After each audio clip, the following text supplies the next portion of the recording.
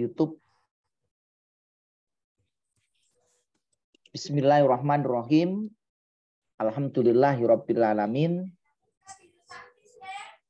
Pada hari ini kita bisa sharing ilmu dan sharing pengalaman terkait dengan pendalaman materi profesional ya, bidang teknik listrik ya, yang nanti akan kita bahas modul yang ke-6 pada bagian yang kedua, yaitu tentang teknik instalasi penerangan dan daya listrik. Nah, kita awali ya, Bapak Ibu sekalian, sudah saya jelaskan tadi yang namanya sistem tenaga listrik itu dibagi menjadi 4 ya. Yang pertama itu pembangkit, yang kedua transmisi, yang ketiga distribusi, yang keempat itu instalasi pemanfaatan. Nah, di instalasi pemanfaatan itu nanti di sini ada banyak bisa kita gunakan. Yang pertama itu instalasi untuk penerangan atau lighting. Yang kedua untuk instalasi stop kontak. Yang ketiga instalasi tenaga atau motor listrik yang nanti banyak digunakan di industri. Yang keempat, listrik bisa juga dimanfaatkan untuk pemanas.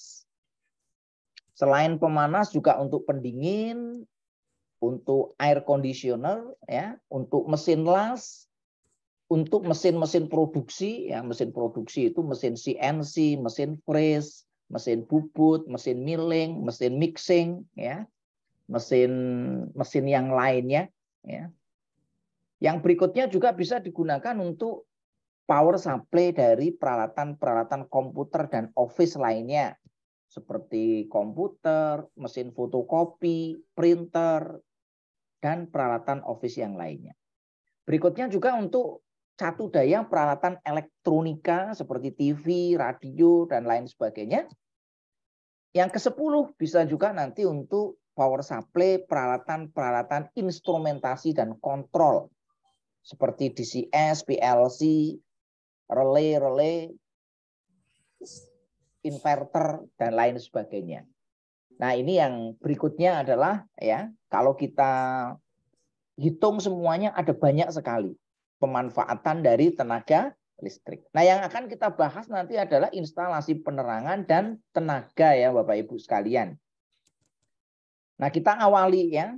Jadi pemanfaatan tenaga listrik yang begitu banyak nanti kita bagi menjadi 4 yang utama. Yang pertama adalah instalasi untuk penerangan, yang kedua instalasi untuk stop kontak, yang ketiga nanti instalasi untuk motor listrik, dan yang keempat instalasi listrik lainnya.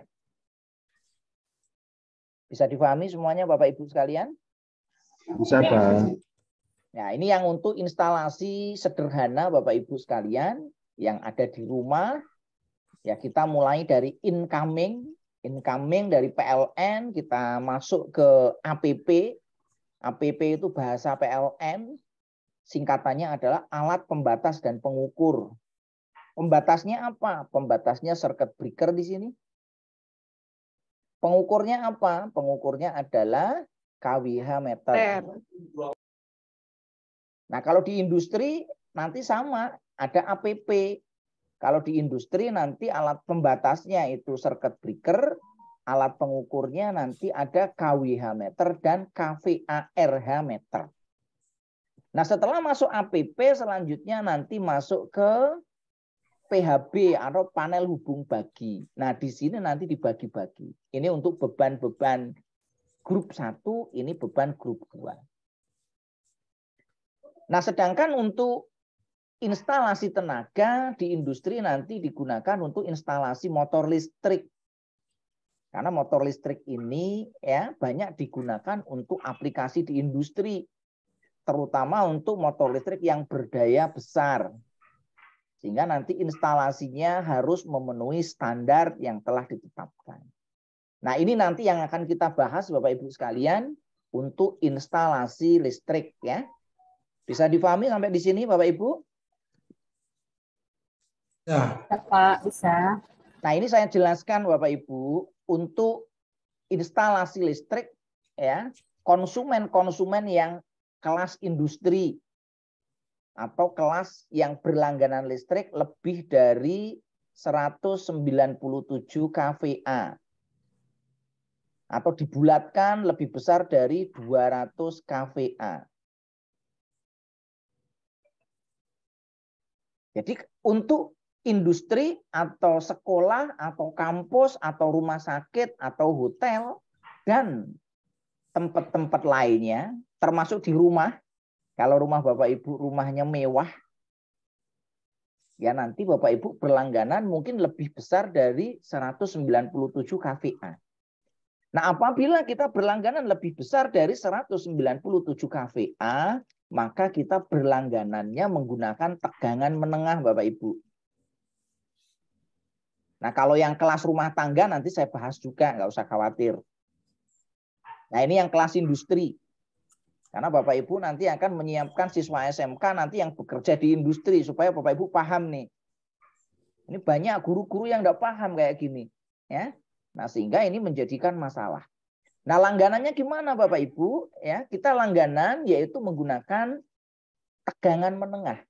Jadi tegangan menengah dari mana? Ngambilnya dari gardu PLN. Gardu di PLN bisa ngambil bawah tanah, bisa ngambil udara, bisa pakai kabel tray atau berbagai macam. Saya kira Bapak Ibu sudah paham ya. Di distribusi mungkin sudah dibahas. Nanti di situ kita ngambil kabel, ya narik kabel, yang narik PLN. Nariknya pakai kabel. Kalau bawah tanah pakai kabelnya jenis XLPE. Ya. Bisa pakai N2X, SEBY, N2X, NGBY, dan lain sebagainya. Itu jenis-jenis kabelnya saya kira Bapak-Bapak sudah sangat familiar ya untuk kabel tegangan menengah. Nah, dari kabel tegangan menengah nanti masuk ke panel TM. TM itu artinya tegangan menengah. Nah, panel tegangan menengah bisa miliknya PLN, bisa miliknya konsumen. Kalau konsumen itu akan melakukan maintenance, itu tidak merepotkan PLN, maka ya pelanggan punya sendiri panel tegangan menengah. Sehingga kalau ada apa-apa, ada maintenance di trafo, tidak perlu melibatkan PLN. Tapi kalau pelanggan tidak mau ribet dengan TM, ya nanti boleh saja nanti TM-nya milik PLN. Berarti nanti kalau TM-nya milik PLN ya nggak masalah. Cuma nanti kalau ada apa-apa ya, maksudnya maintenance di sisi instalasi trafo ke bawah, nanti minta tolong PLN untuk matikan. Jadi agak ribet, tergantung pada PLN. Nah, dari panel tegangan menengah selanjutnya diturunkan dengan menggunakan trafo. Dari di sini ini 20 kV biasanya tegangannya untuk tegangan menengah di Indonesia. Nanti di sini diturunkan 20 kV diturunkan menjadi 380 volt untuk 3 fase dan 220 volt untuk 1 fase. Nah, dari trafo nanti diturunkan ke ATS atau Automatic Transfer Switch. Nah, dari ATS nanti di backup dengan genset. Nah, di sini disesuaikan gensetnya berapa. Kalau langganannya di sini 1000 kVA, nanti gensetnya bisa pakai 1000 kVA, bisa pakai 500 ya, bisa pakai 352, tergantung nanti yang mau di backup apakah semua atau sebagian. Bisa difahami Bapak Ibu? Jadi ukuran genset tidak harus sama dengan ukuran trafo. Lebih besar boleh, lebih kecil tidak apa-apa. Biasanya kalau pingin aman ya nanti ukuran gensetnya lebih besar dari ukuran trafo. Supaya semua bisa di backup. Tapi kalau enggak, yang di backup hanya bagian tertentu ya nanti ini boleh lebih kecil. Nah, setelah nanti dari ATS menuju ke MDP, yaitu Main Distribution Panel. Dari Main Distribution Panel nanti dibagi-bagi menjadi SDP. Dari SDP nanti dibagi-bagi menjadi SSDP. Nah, dari SSDP nanti apakah mau langsung ke peralatan, ya nanti lewat panel. Kalau yang penerangan berarti nanti lewat PHB lighting. Kalau yang motor nanti lewat PHB MCC Motor Control Center. Kalau yang nanti ke peralatan produksi ya nanti ke PHB untuk peralatan produksinya. Sampai di sini bisa dipahami Bapak Ibu sekalian? Bisa, Pak. Ya. MDP bisa 1, bisa lebih dari 1. Tergantung kebutuhan. Nah Bapak Ibu tadi itu adalah blok diagram. Ini adalah namanya blok diagram. Nah, kalau di dalam desain itu nanti yang dibuat adalah namanya gambar instalasi. Gambar instalasi itu ada yang namanya single line diagram, ada wiring diagram. Nah, ini yang namanya single line diagram. Nah, di dalam single line diagram ya harus konsisten dengan blok diagram tadi. Diambil dari, ini adalah panel TM, ini panel tegangan menengah. Ada incoming itu kabel PLN masuk. Ada metering, ada outgoing tempat kabel keluar dari tegangan menengah. Nah, di sini nanti ada metering juga untuk melakukan pengukuran ya dayanya. Jadi nanti meternya ada di tegangan menengah. Setelah itu nanti di sini masuk ke trafo. Nah, trafo nanti hubungannya macam-macam. Hubungan trafo itu ada DYN, ada YYN, ya, tergantung dari jenis trafonya. Nah, informasi trafo nanti ada di nameplate trafo. Setiap mesin listrik mesti punya nameplate, termasuk motor listrik. Nah, dari sini selanjutnya masuk ke ATS, di sini input trafo dari PLN, nanti di paralel atau di backup dengan genset di sini melalui panel kontrol genset. Nah, di sini nanti masuk ke MDP, dari MDP nanti dibagi menjadi SDP. Nah, nanti kita harus hitung di sini. Untuk masing-masing SDP di sini ya, dayanya harus seimbang. Karena listrik 3 fase itu harus seimbang. Karena kalau di beban kadang-kadang ada beban 3 fase, ada beban 1 fase. Kalau bebannya 3 fase otomatis seimbang. Nah, beban yang 1 fase ini yang harus kita atur supaya seimbang. Ketidakseimbangannya berapa? Ya, toleransinya menurut ANSI itu 10% ketidakseimbangannya. Jadi nanti di sini R-nya berapa, S-nya berapa, T-nya berapa. Sampai di sini bisa dipahami ya Bapak Ibu ya. Ini namanya single line diagram. Nah, dari sini nanti kita bagi-bagi. Tadi dari panel yang ada di sana, kita bagi menjadi panel A, panel B, panel C. Panel A nanti kita hubungkan untuk ke penerangan, untuk ke stop kontak, untuk ke motor listrik. Nah, tergantung dari kebutuhannya nanti seperti apa. Sampai di sini bisa dipahami Bapak Ibu sekalian? Bisa. Nah, kalau di rumah seperti apa Bapak Ibu? Kalau di rumah itu kan menggunakan tegangan rendah. Ini untuk rumah-rumah yang kecil ya. Untuk rumah biasanya menggunakan tegangan rendah. Karena biasanya kalau rumah itu kan golongannya R1, R2, R3. Langganannya mulai dari, kalau zaman dulu masih ada yang pakai 250 VA. Ada yang pakai 450 VA. Ada yang pakai 900. Berapa lagi? 1.300. 1.300. Berapa lagi? 2.300. 3.200. 3.200. 7.700. 4.400. 6.600. Ya, dan seterusnya. Ya. Nah, di sini ngambilnya dari mana? Kalau yang model zaman konvensional ngambilnya dari udara seperti ini.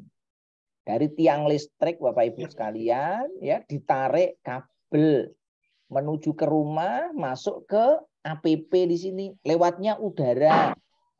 Lewatnya di atap. Jadi kita harus jebol atap ya. Nah, dari APP nanti masuk ke PHB. Dari PHB nanti dibagi ke beban-beban. Bebannya apa saja seperti tadi.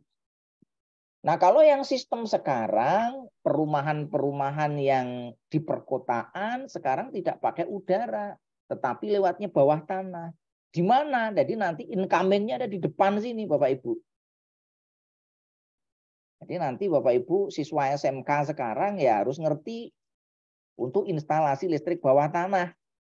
Karena kalau di perumahan-perumahan, di kota-kota besar udah nggak pakai kayak gini nih, bahaya Pak ya.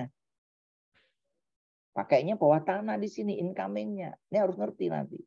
Dari incoming nanti masuk ke APP, APP-nya nanti ada di sini ya. Setelah itu masuk ke PHB, PHB-nya ada di dalam dan rapi.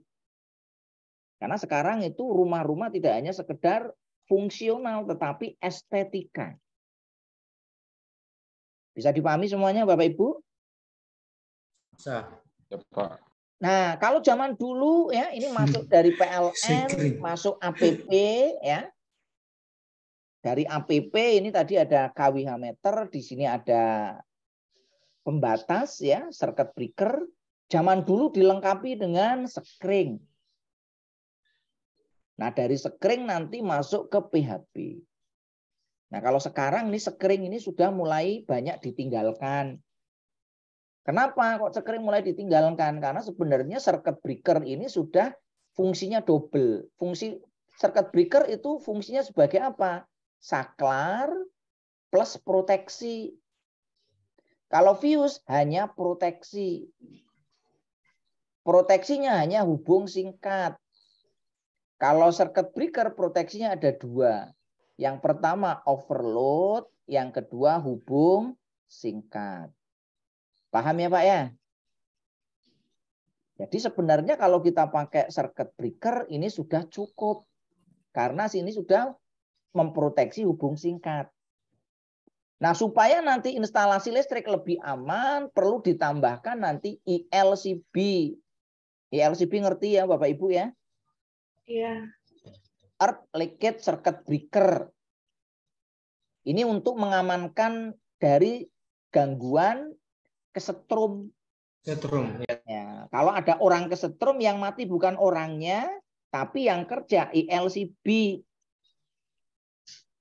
Ditambah lagi nanti proteksinya ditambah SPD. SPD bukan sarjana pendidikan ya.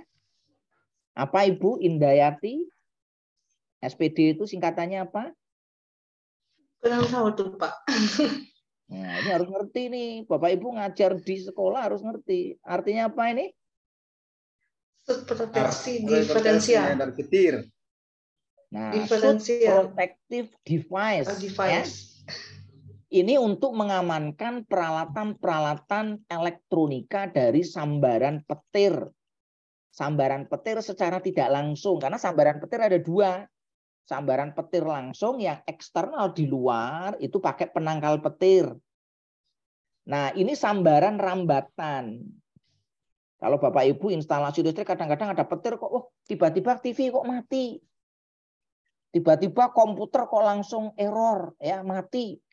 Rusak ya. Itu karena Bapak Ibu tidak pasang SPD. Jadi nanti di panel itu idealnya lengkap ya. Ada SPD, ada ILCB dan ada MCB. Bisa difahami semuanya Bapak Ibu sekalian? Bisa Pak, tapi cara sambungnya bagaimana Pak ya? Cara nyambungnya gampang Jumper. Ya. Cara nyambungnya pertama itu SPD dulu paling kiri, ini SPD, berikutnya nanti ini adalah ILCB, ini langsung nanti di jumper ya. Ya, baru MCB. Ya, terus nanti ininya inputnya masuk ke ILCB. Ini jangan lupa nanti dihubungkan ke grounding ya, melalui kabel grounding.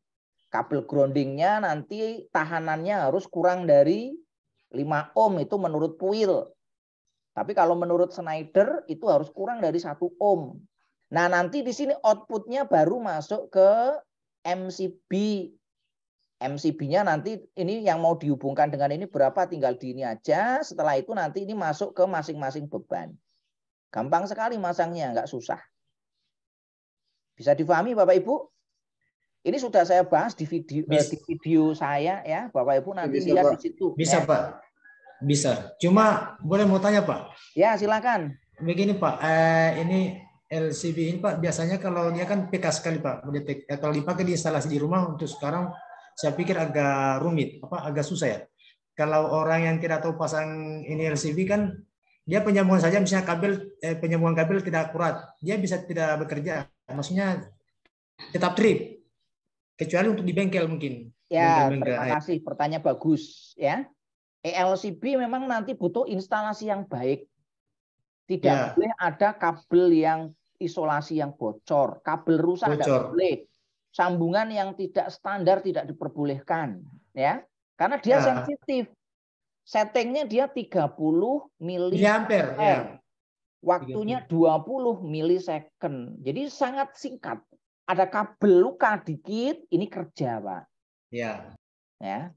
Jadi nanti memang ini harus kalau kita pasang ELCB, instalasi listriknya harus dipastikan tidak ada kebocoran. Maka Bapak Ibu nanti di instalasi listrik harus dimeger. Setelah masang, Bapak Ibu dimeger, pastikan megernya memenuhi syarat, ya. Berapa tahanannya? Ya kan? Tahanan minimal megernya adalah 1000 kali tegangan kerja ditambah 1 mega ohm. Paham ya, Pak ya? Kalau 220 berarti 1000 kali 220 ditambah 1 mega berarti sama dengan minimal 1,22 mega ohm. Paham Bapak semuanya? Nah, yang ideal berapa? Yang ideal nanti pas di meger ketemunya unlimited, ya. Itu artinya tidak ada kebocoran. Ya, ini penting ya Bapak Ibu. Kalau Bapak Ibu ada kebocoran dipasang LCB ya nanti kayak disco. Trip, nyalakan lagi, trip lagi, nyalakan lagi, trip lagi, ya kayak trip disco, terus. ya. Nah, ini untuk masang LCB. Bapak Ibu harus paham nih, ya. Bisa dipahami semuanya? Ya, bisa. Nah, bagaimana kalau untuk instalasi listrik yang lebih kompleks, misalkan ya 2 lantai, 3 lantai dan seterusnya, ya ini kita bisa pasang. Saya kira ini Bapak Ibu gambar teknik sudah sangat familiar ya, cara masang instalasi listriknya nanti seperti apa. Jadi nanti kita bisa desainkan, misalkan ini di lantai 1 seperti ini lantai 2, ini lantai 3. Minimal anak SMK ya harus bisa instalasi listrik lantai 3 lah. Untuk fresh graduate lulus. Kalau lantai 10 ya nanti perlu pengalaman. Pengalaman 2 tahun ya. Kalau lantai 50 ya pengalaman 5 tahun. Ya, paham ya Bapak Ibu? Kalau lantai 3 ya mestinya ya udah bisa. Harus ngerti. Nah, untuk siswa SMK harus diajari cara gambar. Gambarnya sudah tidak pakai manual, gambarnya sudah pakai AutoCAD. Nah, gambarnya harus cepat ya. Kalau gambar seperti ini waktunya berapa lama? Ya waktunya harus ya paling lambat ya 2 jam. Ya harus berlatih terus anak-anak SMK. Kalau anak SMK udah bisa gambar seperti ini sudah bisa cari kerja. Di internet banyak kerjaan Bapak Ibu. Sebagai drafter. Ini banyak pekerjaan. Kalau Bapak Ibu punya kemampuan gambar ya, pakai AutoCAD ya, bisa nanti ngelamar kerja di internet.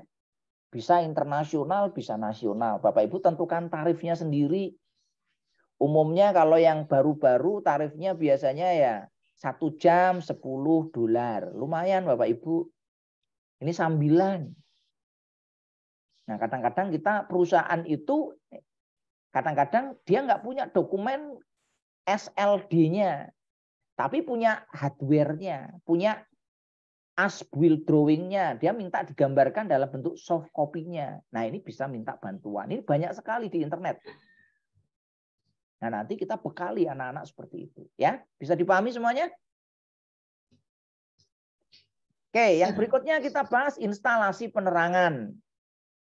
Untuk instalasi penerangan ini sangat sederhana karena instalasi penerangan yaitu nanti ya kita instalasinya 1 fase ya Bapak Ibu. Lampu hampir semua 1 fase. Berbeda dengan motor listrik. Kalau motor listrik nanti ada yang 1 fase, ada yang 3 fase. Stop kontak nanti ada yang 1 fase, ada yang 3 fase. Lebih mudah mana instalasi listrik 1 fase dan 3 fase? Tergantung. Kalau untuk keseimbangan beban lebih mudah yang 3 fase karena otomatis seimbang. Tapi kalau untuk yang instalasinya ya kalau 1 fase lebih mudah karena hanya ada fase dan netral. Mungkin ada yang bisa ditambahkan ground supaya nanti ya lebih aman ditambahkan ground di BB-nya. Seperti misalkan kalau kita pakai ya untuk lampu jenis downlight ya cangkangnya nanti perlu di-grounding. Kalau tidak di-grounding gimana? Ya tetap nyala. Tapi nanti kalau Bapak Ibu pegang cangkangnya kalau tidak di-grounding dengan baik, Bapak Ibu bisa kena induksi setrum ya. Jadi hati-hati nanti kalau ganti lampu yang downlight. Kalau yang ganti lampu yang modelnya pakai ulir seperti ini ya nanti harus diperhatikan itu fittingnya seperti apa. Nah, perencanaan untuk instalasi listriknya ya kita gambar ya. Ada jenis lampu jenis seperti ini yang pakai ulir, ada lampu yang jenis pakai tabung. Nah, ini simbolnya beda. Bisa dipahami Bapak Ibu ya? Yang pakai ulir simbolnya X, yang pakai tabung simbolnya ini. Nah, ini contoh Bapak Ibu ya. Kalau kita mendesain ya untuk gambar instalasi penerangan. Nah, ini gambar seperti ini harus kita gambar pakai AutoCAD. Atau dengan software-software yang lainnya. Biasanya yang paling banyak digunakan adalah AutoCAD karena ini gambarnya adalah gabung dengan gambar instalasi untuk sipil. Orang sipil gambarnya biasanya pakai AutoCAD.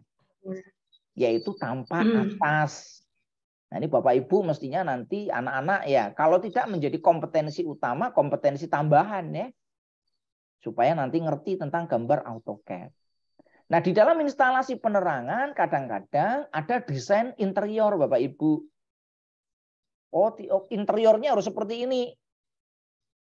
Nah, kita sebagai orang listrik menyesuaikan desain interior. Karena dasarnya apa? Kalau kita mendesain, dasarnya adalah tingkat pencahayaan. Nah, tingkat pencahayaan referensinya kemana?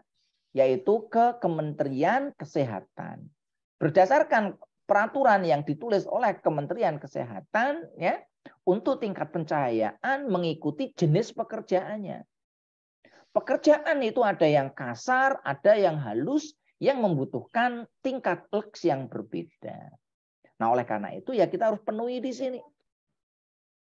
Nah, apa yang mempengaruhi terhadap pencahayaan? Ini macam-macam. Yang pertama, tinggi ruang kerja. Yang kedua, tinggi bangunan. Yang ketiga, warna temboknya. Bahan dari temboknya seperti apa. Ya. Yang berikutnya adalah lampunya. Yang berikutnya adalah armatur lampu yang digunakan. Bisa dipahami Bapak Ibu sekalian? Ada yang mau ditanyakan? Tidak ada ya. Nah, ini penting ya terkait dengan masalah instalasi penerangan. Nah, untuk instalasi penerangan yang dibutuhkan apa aja Bapak Ibu? Ya, ini ada lampunya, ada saklarnya, ada kabelnya, ada fittingnya, ada pipa pelindungnya, ada kabel tray kalau difungsikan, ada PHB-nya, ada junction box, dan lain sebagainya.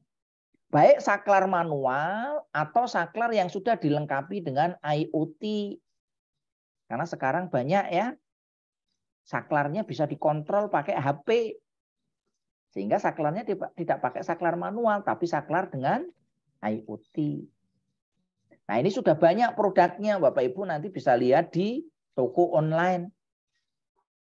Kalau mau nyoba pakai saklar IoT. Supaya ya salah satunya produknya itu Pak ya. Itu salah satu merek ya.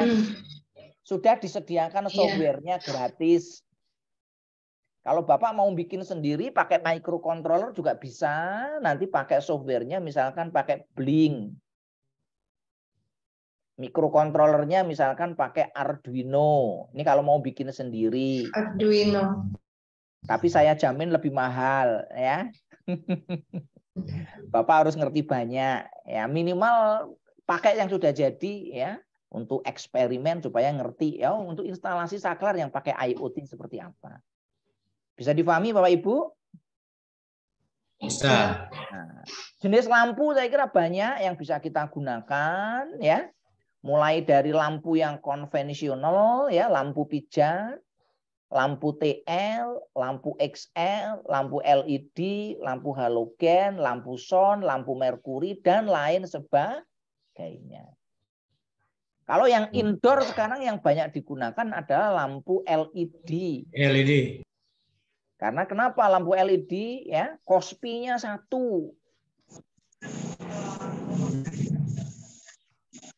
Ya, wattnya kecil tapi luxnya besar. Lebih terang, lebih awet dibanding lampu yang lain. Nah, kalau untuk outdoor nanti dilihat ya. Apabila nanti ada kabut, ya jangan pakai lampu LED.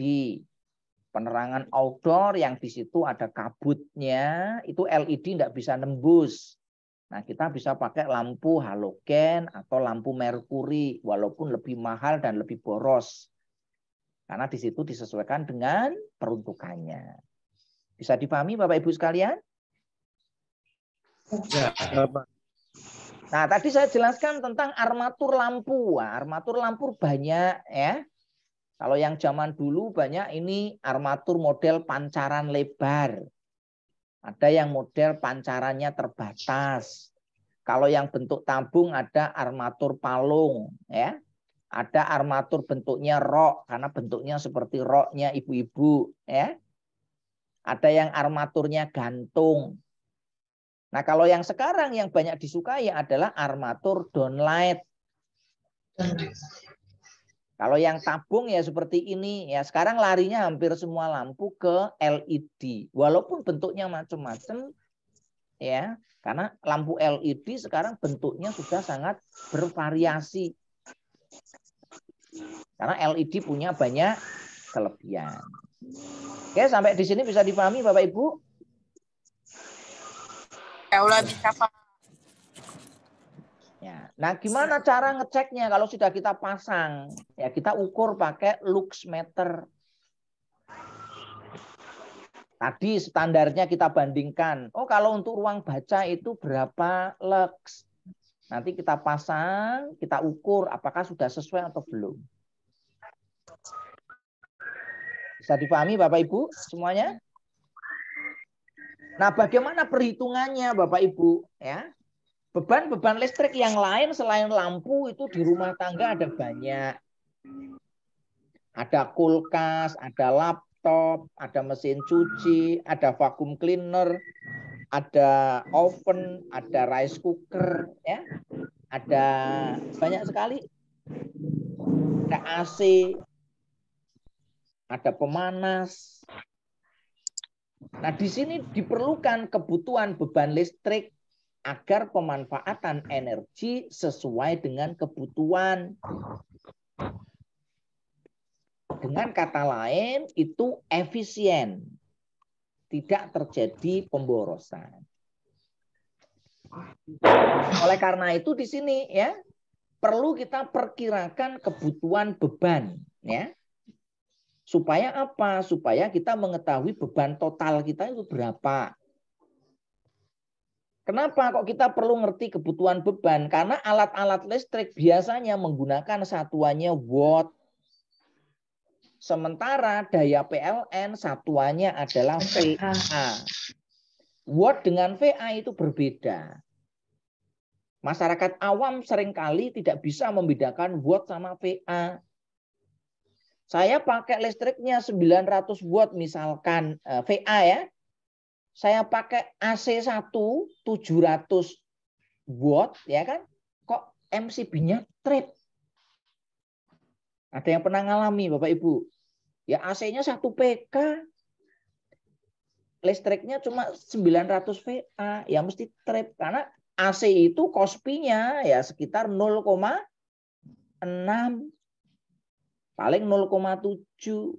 Jadi kalau kita hitung nanti ya VA-nya sama dengan watt dibagi kospi melebihi dari 900, maka dia akan trip. Sehingga nanti di sini dengan memperkirakan kebutuhan beban, kita bisa menetapkan kebutuhan maksimum beban kita. Nah, untuk menetapkan daya sambung ya, agar dapat melayani beban ya, supaya memenuhi perluasan di kemudian hari. Sehingga nanti di sini kita bisa membuat rancangan secara lebih rinci ya terkait dengan kebutuhan daya listrik. Sampai di sini bisa dipahami Bapak Ibu sekalian? Bisa, Pak. Nah, oke ya. Nah, ini contoh beban-beban listrik. Di sini beban listrik ya menggunakan semuanya satuannya pakai watt.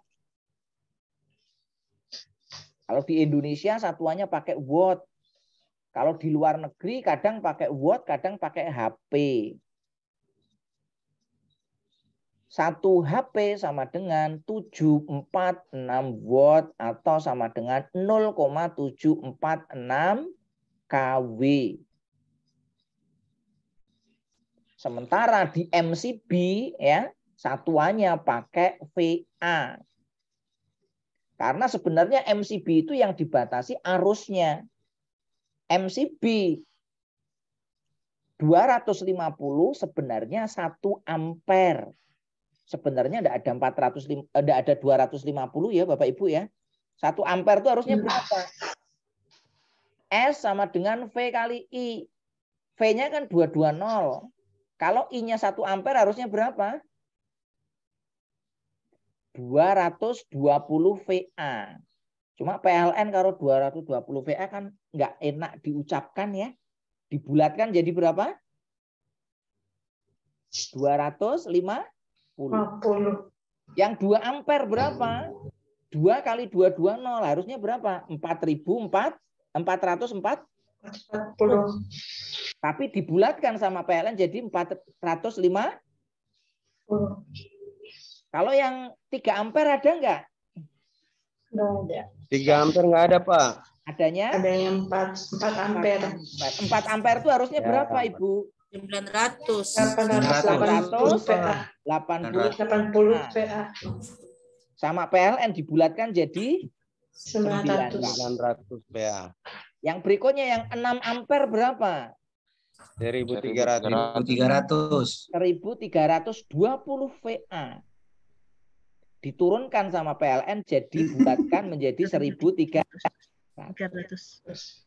Paham ya Bapak Ibu ya? Ya. Dan seterusnya 2.200, 3.200, 4.400 dan seterusnya ya. Nah, oleh karena itu di sini ya sebagai pengaman itu adalah circuit breaker. Kalau di rumah pengamannya namanya miniatur circuit breaker. Nah, miniatur circuit breaker ini yang kita jadikan sebagai pengaman atau pembatas arus atau sebagai overload. Kalau di motor listrik, overloadnya bukan MCB ya Bapak Ibu ya. Ini khusus di instalasi rumah. Kalau untuk motor listrik, overloadnya apa Bapak? Ada yang tahu Pak Sunardi? Kalau di motor listrik, overloadnya adalah TOR. Apa itu TOR? Ada yang tahu? Ya, ini TOR, nggak pakai H ya Bapak Ibu ya. Overload relay. Nah, kalau di motor listrik, overloadnya TOR, thermal overload relay ya. Tapi kalau di instalasi penerangan dan rumah, overloadnya adalah MCB. Nah, di sini pemasangan MCB harus sesuai dengan rating daya yang akan dipasang. Nah, bebannya nanti juga kita atur ya agar tidak berlebih. Karena nanti kalau beban berlebih ini berbahaya. Nah, sehingga di sini jangan sampai kita membuat beban berlebih, apalagi pakai stop kontak yang ditumpuk-tumpuk ya. Nah, ini fenomena-fenomena seperti ini harus kita hindari karena akan muncul bahaya. Stop kontak yang ditumpuk seperti ini akan memunculkan bahaya. Yang pertama bahaya arcing. Kalau di situ ada bahan yang mudah meledak bisa terjadi bahaya blast. Kalau di sini sambungannya tidak kenceng, nanti bisa juga menimbulkan bahaya shock, ya. Nah, sehingga nanti di sini harus kita hindari. Kenapa kok terjadi arsing? Karena arusnya kan penjumlahan, ya. Kalau di paralel arusnya dijumlahkan. Kalau dijumlahkan semakin besar. Sehingga nanti kita harus perhatikan kapasitasnya. Kemampuannya berapa? Bisa dipahami Bapak Ibu sekalian? Ya. Ya, Pak. Nah, pemasangan MCB seperti apa? Ya, kalau kita lihat di sini ya, MCB itu ada di sini tertulis 10 ampere. Tegangannya di sini 230 garis miring 400. Frekuensinya 50 Hz. Nah, kenapa kok tertulisnya tidak 220? Biasanya nanti yang namanya peralatan itu ada spare untuk tegangan lebih. Tegangan lebih itu batasnya berapa? 5%. Sehingga nanti kalau 220 itu dikasih spare tegangan ya 5%. Nah, biasanya tertulisnya ada yang 230, ada yang 240. Yang 380 nanti dikasih spare sampai 400. Bisa difahami ya Bapak Ibu ya? Kalau ininya lebih tinggi lebih bagus ya. Kadang-kadang tertulis 240 garis miring 415. Tidak masalah. Ini artinya circuit breaker ini mampu menahan tegangan itu ya maksimumnya. Nah, berikutnya di sini ada SPLN atau LMK. Ini yang milik PLN biasanya ada tulisan seperti ini. Kalau yang milik sendiri ya nggak ada. Adanya mereknya apa. Contoh merek yang terkenal misalkan Schneider. Kalau zaman dulu mereknya adalah Merlin, Cherin. Ada juga mereknya Toshiba, ada juga mereknya Hager, ada juga Panasonic, ada juga Siemens dan lain sebagainya. Nah, apabila beban kita melebihi dari kemampuan circuit breaker, maka di sini akan terjadi beban lebih.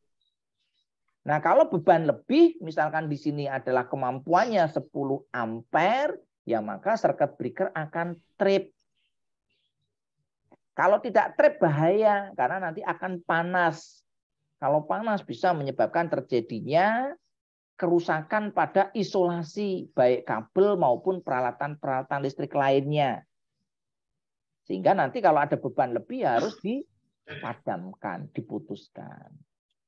Nah, di sini MCB dan KWH meter fungsinya sebagai pembatas arus dan pengaman terhadap hubung singkat. Ya, hubung singkat itu konslet. Jadi kalau hanya dipasang MCB, kalau ada orang kesetrum, dia nggak bisa detect karena tidak terjadi konslet. Maka kalau ingin aman ya harus dipasang ILCB. Nah, besarnya MCB yang dipasang oleh PLN pada KWH meter di rumah disesuaikan dengan langganan kita. Kalau kita langganannya besar dipasang sesuai dengan nilainya tadi. Nah, bagaimana contoh perhitungan terhadap beban listrik kita? Ya. Nah, ini beban biasanya dalam bentuk watt. Ya. Jadi nanti kita perlu hitung. Misalkan bebannya seperti ini belum mengenal KOSPI. Nanti yang untuk KOSPI nanti kita bahas berikutnya. Nah, maka di sini kita perlu hitung. Ya. Kalau kita menggunakan 2 unit AC masing-masing 820 watt, ya tinggal dikalikan 2. Sekian watt. Ya. 2 unit TV LED 32 sekian. 1 unit kulkas 128 watt ya dikalikan. Semuanya nanti dikalikan, selanjutnya ditotal. Totalnya berapa? 2854. Ini kita belum memperhatikan apa? KOSPI. Nah, nanti kita bahas yang KOSPI di belakang. Jadi daya listrik yang akan dibutuhkan berapa di sini? 284. Jika dikonversi menjadi arus listrik, ya kan? Ini berarti nanti tinggal dicari arus itu rumusnya apa? Arus rumusnya adalah watt per volt atau PI sama dengan P per V. Sehingga nanti kita bisa hitung berapa arusnya. Ternyata arusnya adalah 2854 dibagi 220 ketemunya 12,97. Dibulatkan jadi 13 ampere. Maka kita harus menggunakan circuit breaker yang mencukupi untuk beban keseluruhan. Kalau semua alat dalam waktu yang bersamaan itu menyala. Bisa dipahami Bapak Ibu? Ya. Nah ini tadi untuk langganan PLN itu di sini ya.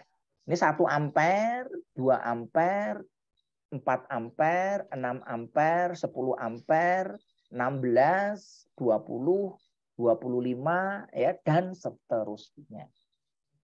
MCB paling besar berapa ampere Bapak Ibu? Ada yang tahu? 100. Kalau 100 namanya bukan MCB, Bu, ya. Kalau 100 namanya apa? NFB. MCCB atau NFB. Ya. Jadi kalau MCB itu secara produk yang pernah ada itu maksimum 63 ampere. Tapi yang paling banyak digunakan itu biasanya maksimum 32 ampere. Bisa dipahami ya Bapak Ibu ya. Kalau arusnya ratusan ampere pakainya MCCB. Kalau arusnya lebih besar dari 600 ampere pakainya ACB. Paham ya? ACB itu air circuit breaker. Nah ini dilengkapi dengan pemadam busur. Karena kalau arusnya ribuan ampere, itu begitu kontak on, itu muncul busur api yang sangat besar. Sehingga nanti harus dipadamkan. Di sini ada mekanisme memadamkannya pakai semburan udara. Bisa dipahami Bapak Ibu? Ini terkait dengan circuit breaker ya.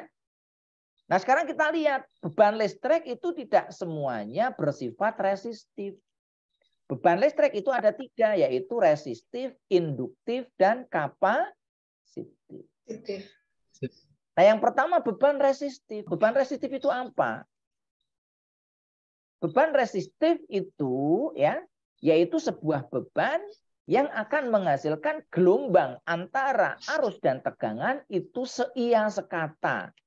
Kalau dalam bahasa listriknya namanya sefase. Bisa dipahami ya Bapak Ibu ya. Sefase itu seia sekata. Kalau tegangannya naik, arusnya naik Bapak Ibu ya.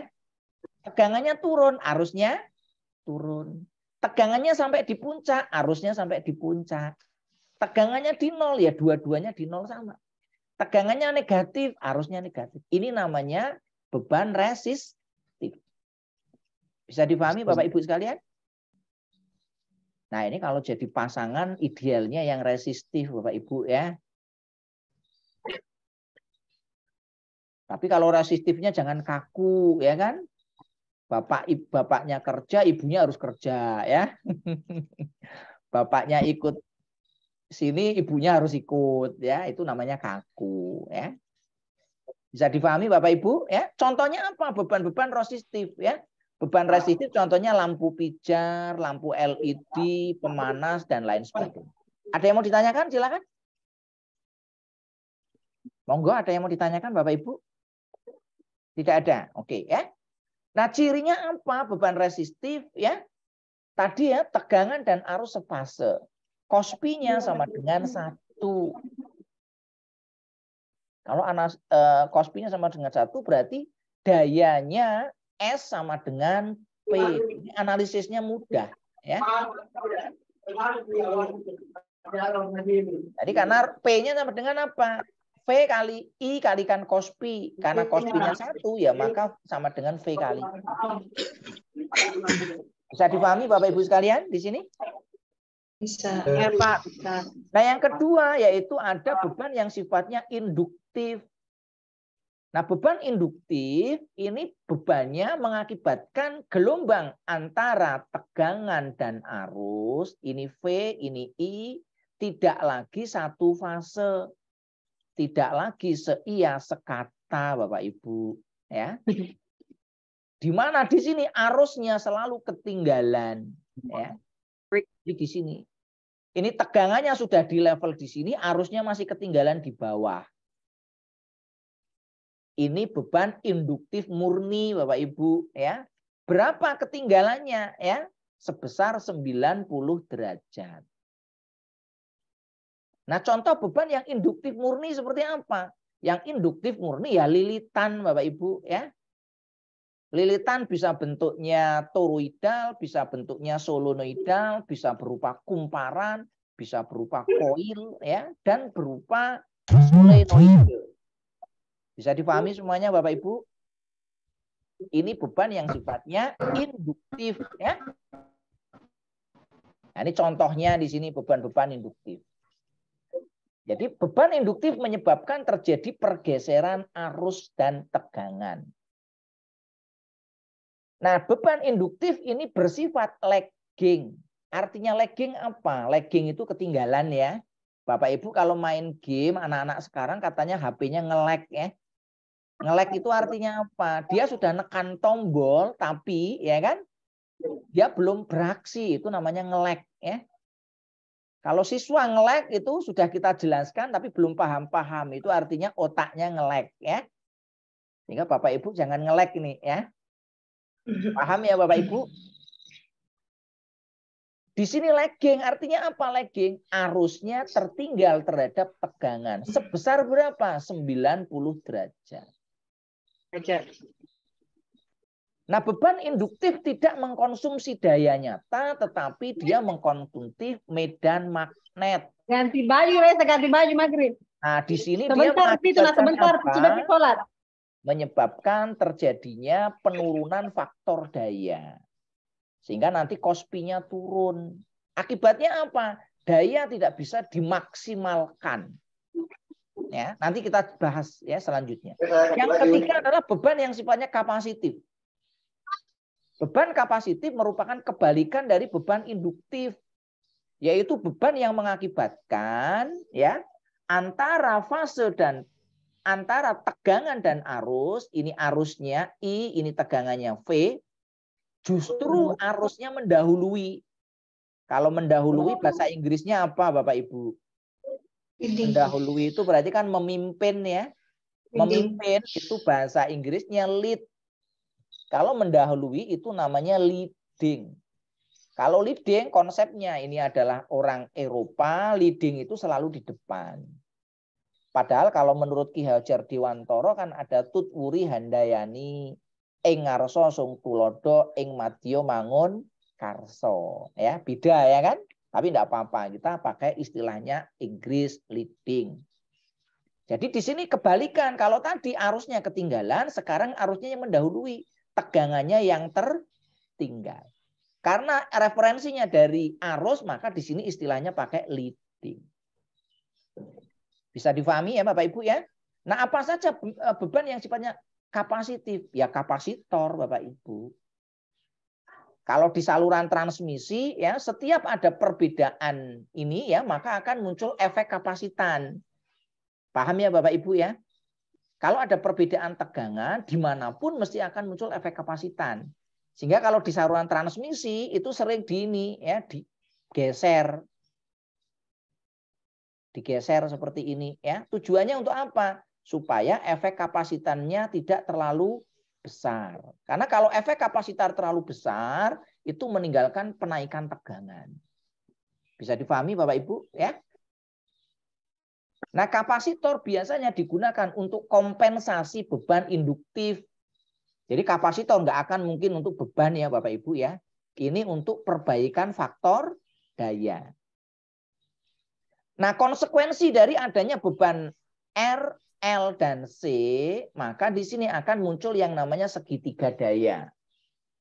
Jadi daya itu nanti ada tiga, yaitu daya yang sifatnya daya aktif atau watt, ada daya reaktif atau Q, dan ada daya semu atau S. Yang nanti dapat kita analisis dengan menggunakan ya teori segitiga siku-siku. Yaitu dengan menggunakan Pythagoras. Karena di sini adalah penjumlahan vektor. P dan Q itu adalah vektor. Sehingga di sini tidak bisa dijumlahkan secara langsung. Seperti skalar. Ya. Sehingga penjumlahannya vektor. Sampai di sini bisa dipahami Bapak Ibu? Ya. Terkait dengan segitiga daya. Nah, untuk menjelaskan segitiga daya itu dapat dijelaskan dengan sebuah gelas yang berisi air soda atau air bir atau air yang mengandung ya busa. Kalau kita punya wadah, misalkan di sini gelasnya 1 liter, kalau di sini kospinya rendah, ya, maka di sini ya kalau kita menuangkan air soda, maka di sini adalah airnya, maka akan muncul apa namanya busa. Kalau orang Jawa bilangnya umpluk, ya, atau buih. Jadi kalau kita punya gelas 1 liter, buihnya itu 0,2, maka airnya hanya bisa terisi 0,8. Untung atau rugi Bapak Ibu? Rugi kan? Nah ini analogi Bapak Ibu. Jadi jangan sampai nanti kalau ada pertanyaan kita jawab ya. Kospi sama dengan ya air soda ditambah buih gitu ya. Ini analogi saja. Nah di sini air sodanya itu analogi dengan daya aktif atau satuannya kW. Sedangkan buihnya itu analogi dengan daya reaktif satuannya kvar. Penjumlahan totalnya namanya kVA atau apparent power. Kalau diterjemahkan jadi daya semu. Sampai di sini bisa dipahami Bapak Ibu? Nah sekarang kita lihat contoh studi kasus. Ya. Sebuah kantor berlangganan listrik dari PLN dengan daya 4.400 VA. Listrik yang digunakan untuk operasi kegiatan di kantor antara lain seperti ini. Ini sudah ada kospinya. Nah, maka di sini peralatan pendukung lainnya total 1000 watt dengan kospi 0,8. Hitunglah daya aktif P ya. Yang kedua Q, yang ketiga S. Yang kedua pertanyaannya apakah daya listrik 4.400 mampu untuk mendukung kebutuhan peralatan listrik apabila digunakan secara bersamaan. Bisa ngitungnya Bapak Ibu? Kalau enggak bisa nanti lihat di sini ya. Mohon nanti kalau ada salah dikoreksi ya Bapak Ibu ya.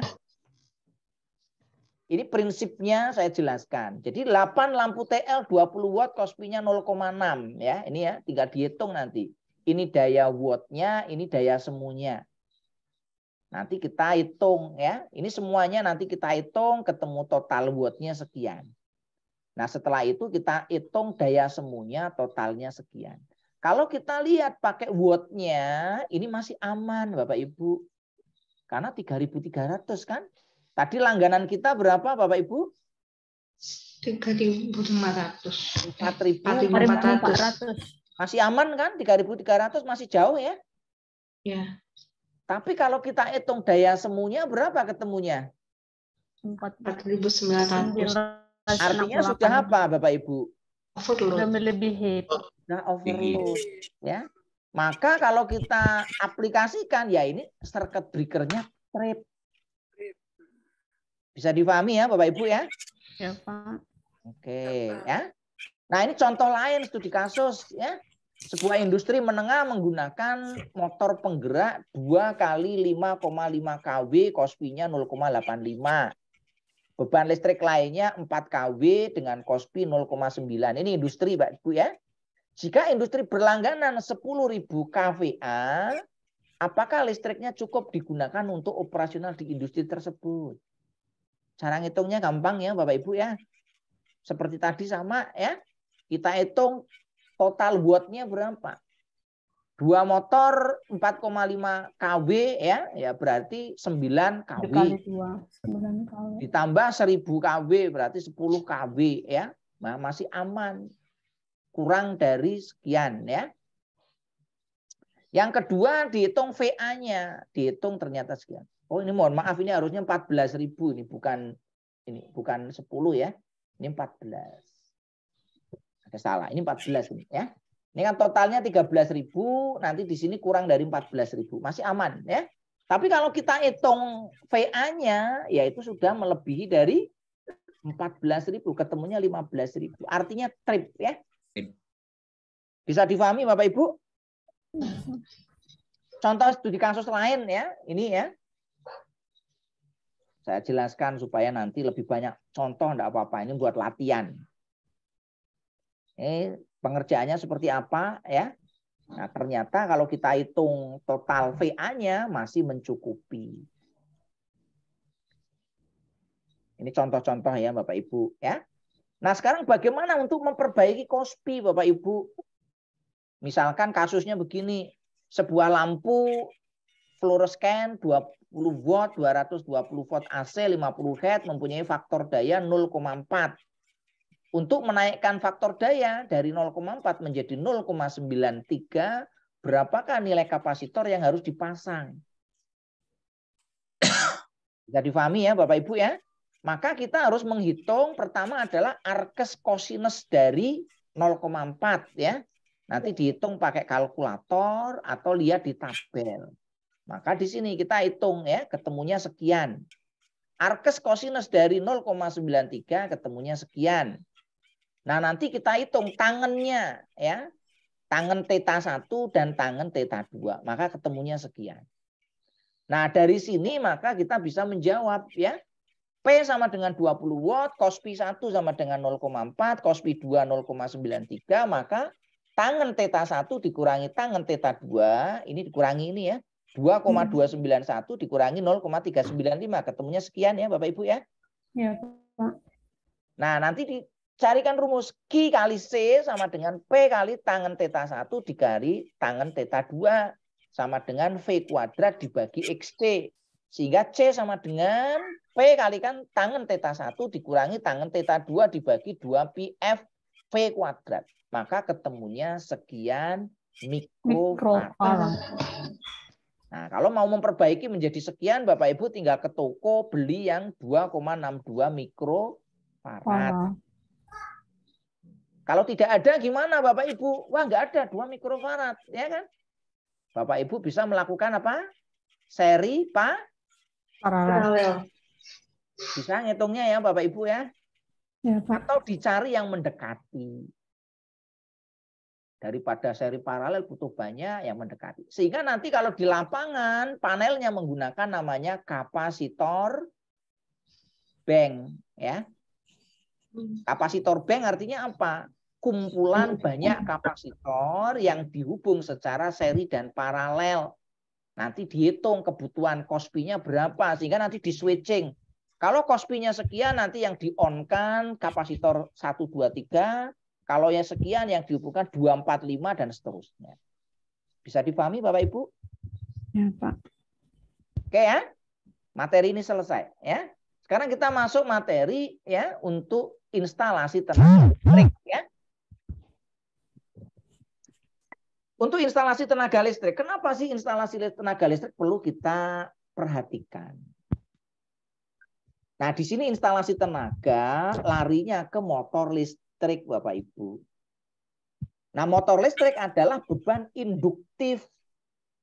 Beban induktif karakteristiknya kalau di start itu akan menyebabkan arus starting. Kalau di trafo namanya arus inrush trafo. Arus inrush itu perubahan yang sangat besar. Kalau Bapak Ibu ada apa namanya? Zaman dulu 98 kan ada istilah namanya rush ya. Rush itu apa? Orang berlomba-lomba ke bank ngambil duit ya. Itu namanya rush. Kalau trafo di starting namanya inrush. Kalau motor di start namanya arus starting. Nah, besarnya arus starting itu bisa mencapai 6 sampai 7 kali dari I nominal. Nah, arus besar ya, arus starting yang besar bisa menyebabkan circuit breaker trip. Ya. Bisa juga menyebabkan drop tegangan sehingga peralatan yang sensitif itu bisa bermasalah. Contohnya kalau Bapak punya inverter, ya kan? Begitu starting, maka dia mati, maka harus disetting ulang. Bapak punya timer, mati ya harus disetting ulang. Kalau di industri seperti itu ya rusak peralatannya ya, cepat rusak. Jika terjadi terus-menerus akan terjadi panas. Sehingga di sini dibutuhkan metode starting. yang nanti dipengaruhi oleh apa? Kapasitas dayanya, arus startingnya, torsinya, kecepatannya, dan lain sebagainya. Nah, sekarang pertanyaannya, motor listrik di industri digunakan untuk apa saja, Bapak Ibu? Ya. Kalau di industri, motor listrik digunakan untuk pertama pompa. Di rumah juga sama ya, Bapak Ibu ya, menggunakan pompa ya, pompa air. Selain pompa ada kompresor. Juga ada fan, ya, blower, cooling tower, AHU, conveyor, lift, AC, eskalator, ya, mesin-mesin produksi dan lain sebagainya. Jadi nanti siswa SMK kalau nanti dia bekerja di industri akan menghadapi beban-beban seperti ini yang digerakkan oleh motor listrik. Nah, ini masih lulusan kita ya, lulusan SMK harus paham. Supaya nanti dia punya bekal ya. Nah, untuk pengendalian motor ya bisa kita gunakan secara manual. Kalau manual kita pakai switch biasa ya. Kita hubungkan motor ya di switch aja. Kalau yang satu fase ya kita hubungkan aja. Ya kan? Bisa langsung stop kontaknya kita colokkan, bisa kita tambahkan switch on off pakai push button atau pakai saklar biasa ya. Bisa difahami ya Bapak Ibu ya. Yang 3 fase ya nanti dihubungkan. Kalau yang 3 fase nanti ada 2 macam hubungan, yaitu hubungan delta dan hubungan bintang. Ini hubungan bintang, ini hubungan delta. Secara default motor listrik dihubungkan delta. Kenapa kok dihubung delta? Supaya kinerjanya optimal. Karena delta itu tegangan line sama dengan tegangan fase. Kalau bintang, tegangan line sama dengan tegangan line to phase. Jadi lebih kecil kalau ini. Bisa difahami Bapak Ibu? Oke ya, kita lanjutkan. Nah sekarang pengendalian motor listrik. Kalau tadi secara manual, sekarang semi otomatis. Kalau semi otomatis di sini kita menggunakan ini motor listrik tadi ya. Kita proteksi pakai tor ya. Di sini nanti ada magnetic kontaktor, di sini nanti ada pengaman. Ini yang semi otomatis. Semi otomatis nanti ada yang pakai elektromagnetik. Yang kedua nanti ada yang pakai elektronik, yaitu pakai VSD. Ini pakai VSD atau inverter atau soft start. Bisa difahami Bapak Ibu sekalian? Paham ya? Nah di sini Bapak Ibu yang secara elektromagnetik kontrol starting motor listrik ya itu bisa menggunakan DOL, ini namanya DOL ya atau direct online. Direct online itu motor biasanya hubungannya delta. Ini langsung dihubungkan delta Bapak Ibu. Bisa dipahami ya semuanya? Jadi langsung motor dihubung delta ya ke sumber listrik. Di sini ada tor, di sini ada magnetic kontaktor, di sini ada pengaman. Pengamannya bisa fuse, bisa CB. Kalau yang motor kecil MCB, kalau motor yang lebih besar MCCB atau NFB. Kalau motor tegangan menengah pakainya VCB atau GCB. Nah, yang kedua adalah hubungan bintang segitiga atau Y delta. Pertama kali motor dihubung bintang, setelah beberapa saat dihubung delta. Tujuannya apa? Untuk mengurangi arus starting. Nah ini kalau kita lihat untuk kontrol starting motor dengan DOL atau direct online. Ini contoh rangkaiannya Bapak Ibu. Rangkaiannya tadi ada tor, ada magnetic kontaktor, ada circuit breaker ya. Ini komponennya. Bisa difahami Bapak Ibu ya. Ini adalah yang paling sederhana. Karena hanya menggunakan magnetic kontaktor ya untuk menghubungkan. Nah, kelebihannya apa? Menggunakan starting DOL. Ini adalah metode paling sederhana ya, tidak membutuhkan pengaturan yang sulit. Digunakan biasanya untuk motor-motor yang mempunyai 3 terminal ya. Langsung motornya hanya punya hubungan delta saja. Ini kelebihannya. Nah, kelemahannya apa Bapak Ibu? Kalau dihubung dol, arus startingnya tinggi. Bisa mencapai 4 sampai 6, bahkan 7 kali dari I nominal. Nah, yang kedua, torsi startnya itu antara 0,5 sampai 1,5. Yang ketiga, terjadi drop tegangan. Bapak Ibu kalau nyalakan pompa air, apa yang terjadi dengan lampu Bapak Ibu? Agak berkedip, Pak. Nah, redup kan? Redup itu karena di sini ada drop tegangan. Nah, kalau Bapak Ibu terjadi redup, ya di situ ada peralatan yang sensitif, gimana Bapak Ibu? Maka di sini akan restart, ya. Begitu terjadi kedip, peralatan-peralatan yang sensitif itu akan restart. Contohnya apa yang sensitif? Komputer. Kecuali yang komputernya laptop kan ada baterainya, jadi nggak terjadi restart. Apalagi inverter, apalagi di situ timer dan lain sebagainya. Nah, biasanya digunakan untuk motor yang ukurannya kurang dari 5 kW. Nah, ini kalau kita lihat ya, untuk starting dengan menggunakan dol. Ini motornya, ini tornya, ini kontaktornya, ini circuit breaker.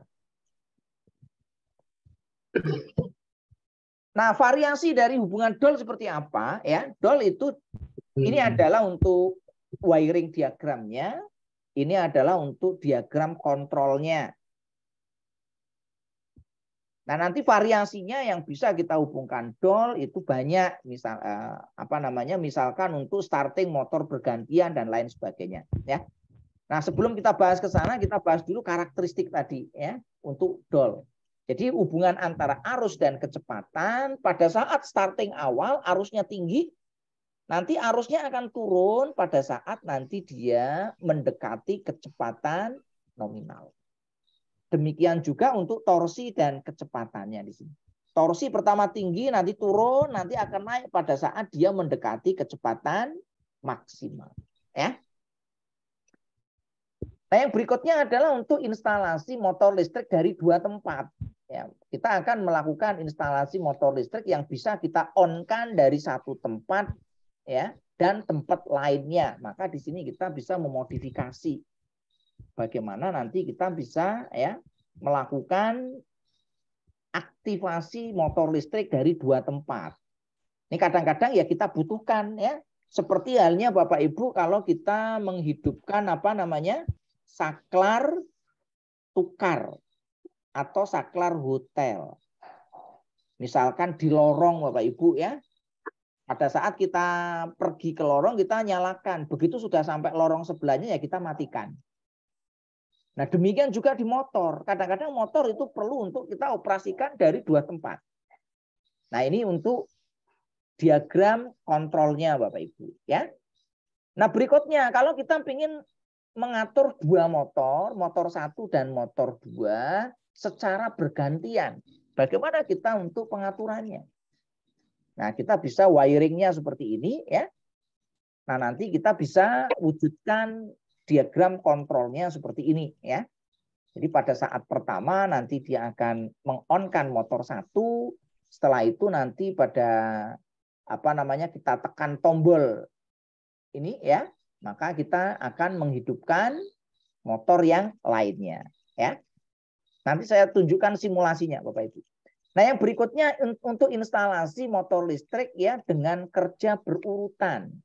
Saya punya 2 motor, nanti kerjanya secara berurutan. Ini kadang-kadang di industri suka muncul ya Bapak Ibu ya. Misalkan untuk proses-proses tertentu ya, kadang-kadang ada motor 1 ya. Kalau nanti sudah bekerja setelah sekian detik, nanti motor yang kedua hidup dan lain sebagainya. Nah, ini nanti kita bisa melakukan ya pengaturan motor ya dengan menggunakan wiring diagram dan diagram kontrol seperti yang ada di gambar. Nanti untuk simulasinya saya tunjukkan Bapak Ibu.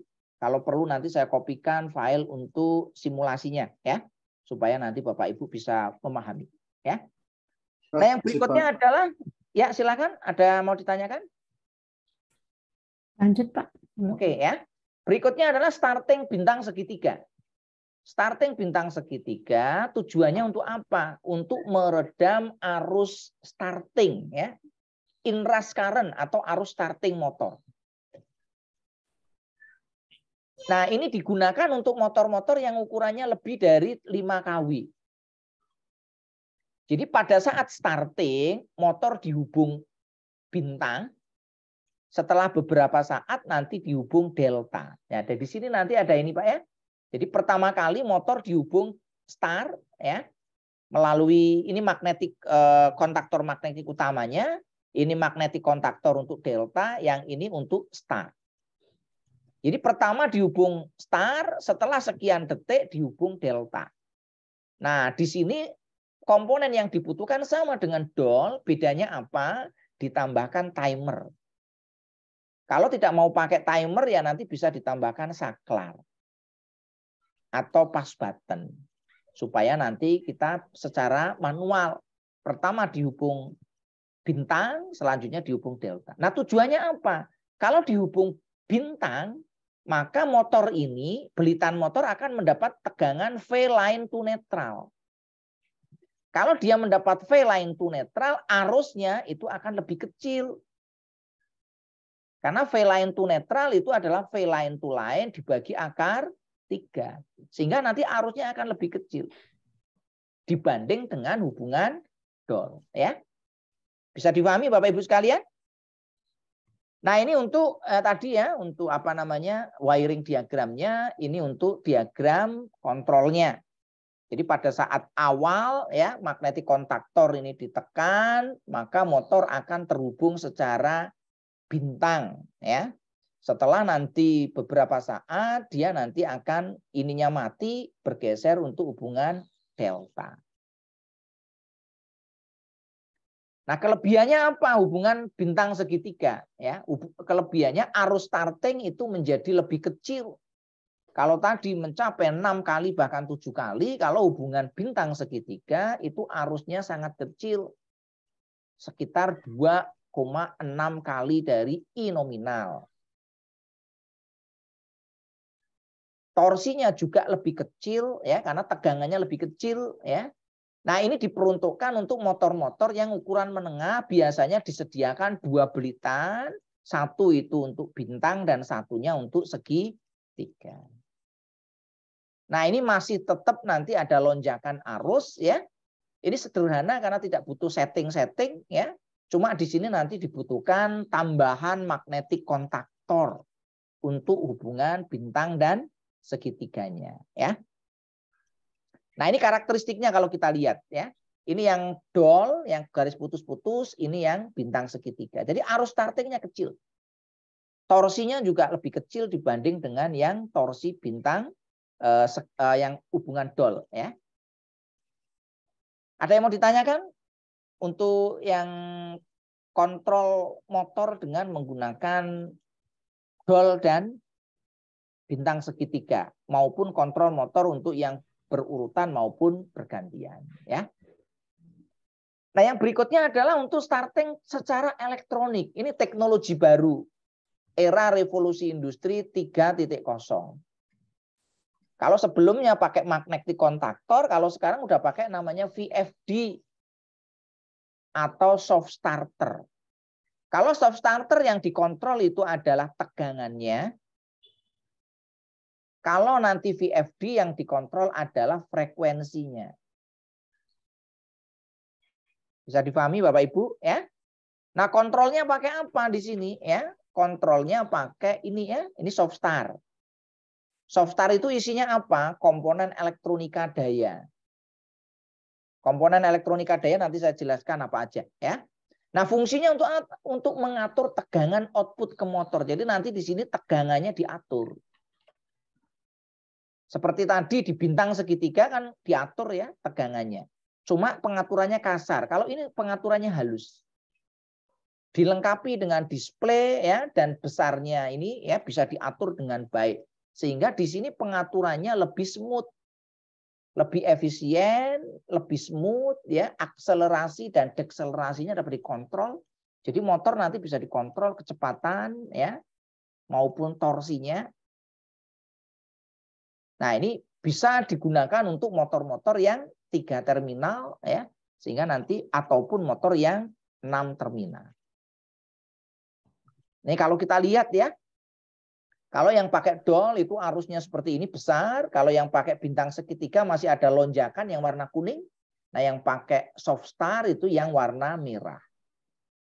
Torsinya juga sangat halus di sini ya, dibanding dengan yang lainnya. Nah, yang berikutnya adalah yang dengan VSD, variable speed drive ya, atau nama lainnya inverter.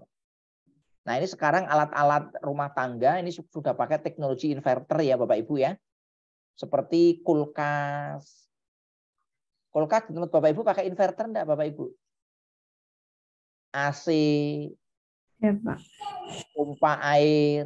Ini sekarang banyak menggunakan teknologi inverter. Kenapa? Karena lebih hemat Bapak Ibu. Lebih efisien. Nah, kalau di industri ini penting nih. Kalau nggak pakai inverter, boros. Arus startingnya tinggi. Ya, ini berbahaya. Maka di industri sekarang banyak menggunakan inverter. Nah, pakainya nanti adalah rangkaian elektronika daya seperti apa? Dioda, transistor, SCR, diak, triak, IGBT, dan lain sebagainya. Ini familiar enggak Bapak Ibu komponen-komponen ini? Ngerti enggak? Dioda ngerti ya? Iya, iya. Ngerti, Pak. Transistor ngerti kan? Iya. Iya, Pak. SCR ngerti enggak SCR? Iya. Ngerti ya? Dia ya transistor, kapasitor. Jadi prinsipnya nanti di sini ya. Ini ada rangkaian penyearahnya, ada inverternya, ada DC choppernya, ada AC regulator. Basisnya pakai rangkaiannya switching. Switchingnya secara elektronik. Kalau sekarang pakainya digital switching.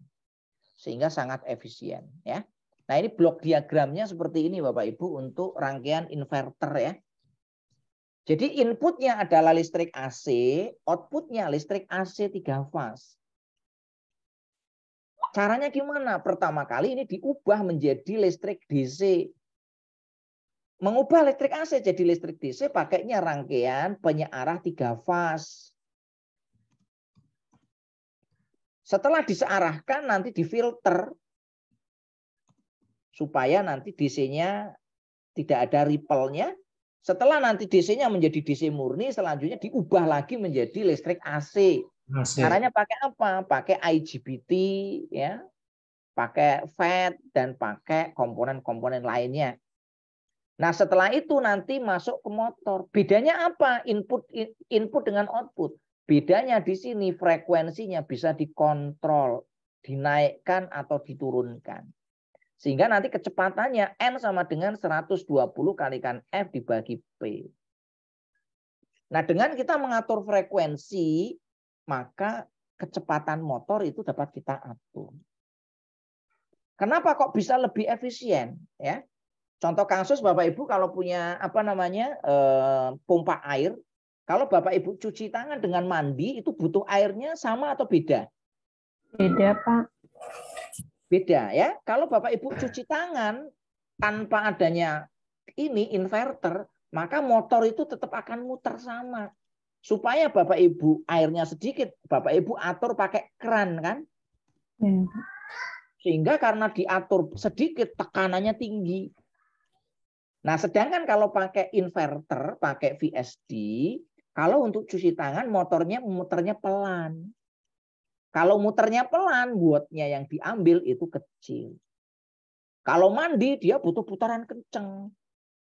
Sehingga nanti lebih efisien. Bisa dipahami Bapak Ibu? Kelebihannya ini saya kira ya. Kekurangannya ini ya. Kelebihannya bisa diatur speednya, hemat energi, ya, proteksinya lengkap, ya, bisa dikomunikasikan dengan PLC, DCS, dan SCADA. Arah putaran bisa diatur, bisa digunakan untuk pengereman juga. Kelemahannya ini harga ya. Butuh ruang yang dingin karena pakai elektronika daya ya. Dan ini nanti ada settingnya seperti setting peralatan-peralatan pada umumnya. Nah, ini contoh Bapak Ibu ya, produk yang dilengkapi dengan VSD. Ini contoh VSD yang besar di industri Bapak Ibu. Ada banyak merek, ada Siemens, ada Toshiba, ada Mitsubishi, ada ABB, ada Schneider, ya, Altivar, dan lain sebagainya. Nah, ini komponen dalamnya seperti ini Bapak Ibu. Ini mainboard-nya, ini untuk IGBT-nya, ini untuk diodanya, dan lain sebagainya. Nah, sekarang pemeliharaan instalasi tenaga listrik. Ya. Nah, instalasi di sini ya terkait dengan pemeliharaan, ada pemeliharaan dan troubleshoot. Ya. Nah, pemeliharaan di sini ada yang rutin, ada yang tidak terencana, dan ada yang perbaikan. Kalau perbaikan itu ada kerusakan ya, ini diperbaiki. Kalau pemeliharaan ini rutin, ini kan sifatnya preventif. Preventif artinya mencegah sebelum rusak.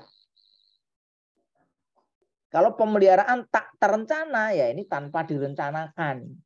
Kadang-kadang perlu di ini ya, ini berdasarkan intuisi saja. Nah, kalau troubleshoot ya berarti nanti ada masalah ya, baru nanti kita perbaiki.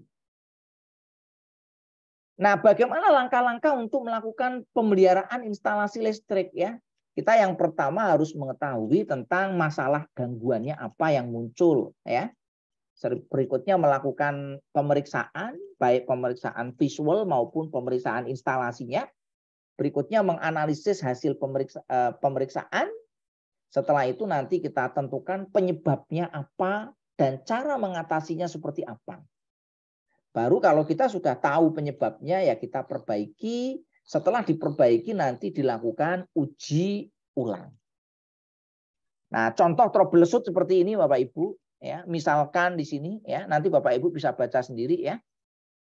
Pas button on ditekan, kontaktor hidup dan motor berputar. Ketika pas button dilepas, kontaktor mati dan motor juga mati. Ini masalahnya. Penyebabnya apa? Salah satu kontak bantu NO pada kontaktor mungkin saja terputus. Nah, pencegahannya seperti apa? Ya kita lakukan cek instalasi pada kontak bantu ya. Kalau nanti ada yang putus ya disambung lagi. Nah, ini beberapa ya Bapak Ibu terkait dengan masalah-masalah yang kadang-kadang muncul ya pada kegiatan ya troubleshoot pada motor listrik. Kalau yang ini saya kira Bapak Ibu sudah ini ya. Oke, saya kira itu ya materi kita ya. Masih ada satu lagi yaitu tentang ini ya terkait dengan perawatan dan perbaikan peralatan listrik ya. Silakan Bapak Ibu kalau ada yang mau ditanyakan. Ini karena di sini mendekati maghrib Bapak Ibu, nanti kita lanjut habis maghrib aja ya Bapak Ibu ya. Kalau habis maghrib kira-kira jam 18.30 bisa enggak Bapak Ibu ini? Boleh Pak, kalau Indonesia Timur. Pak, boleh, terlalu malam enggak? Terlalu malam Pak, terlalu malam daerah Wit Pak. Oh gitu, daerah Wita terlalu malam ya. Atau mungkin besok pagi kita lanjutkan bisa Bapak Ibu? Bisa Pak, Jam berapa, bisa. Pak? Besok pagi jam 8 aja ya. Terlalu siang enggak? Jam 7.30 aja Pak. Oh jam 7.30 oke. Siap 7.30 ya. Bapak Jam Ibu 8 ya, aja, semuanya? Pak. Ya? Jam 8, Pak. Jam 8 atau 7.30? 7.30 aja Pak, karena kita lagi Tadi mengawas. pagi ya Pak.